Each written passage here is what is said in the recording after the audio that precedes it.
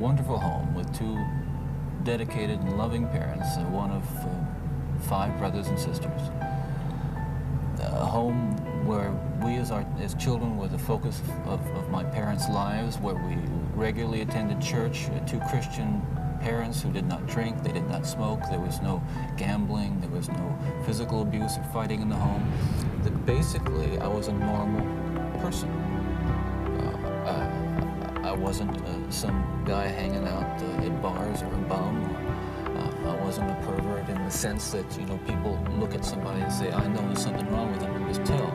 I mean, I was essentially a normal person. I had good friends. I led a normal life, except for this one small but very potent and very destructive segment of it that I kept very secret, very close to myself, and didn't let anybody know about it.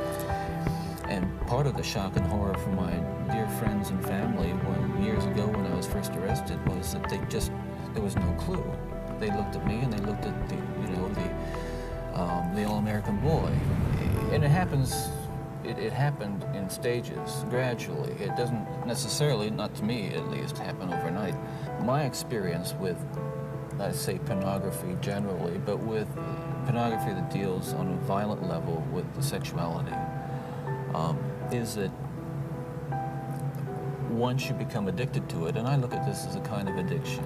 Like an addiction, you keep craving something which is harder, something which gives you a greater sense of excitement, until you reach the point where the pornography only goes so far. You reach that jumping off point where you begin to wonder if maybe actually doing it will give you that which is beyond just reading about it or looking at it. Listen, I'm no social scientist, and I haven't done a survey. I mean, I don't pretend that I know what John Q. Citizen thinks about this. But I've lived in prison for a long time now. And I've met a lot of men who were motivated to commit violence just like me.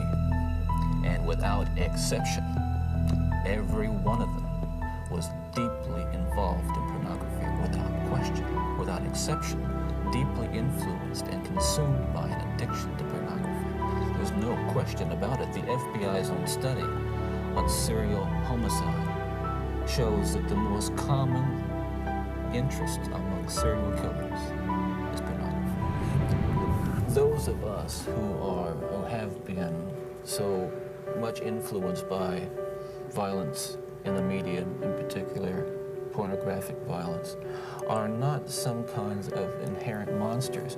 We are your sons and we are your husbands. And we grew up in regular families. And pornography can reach out and snatch a kid out of any house today.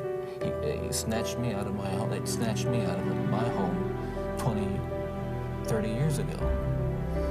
And as diligent as my parents were, and they were diligent in protecting their children,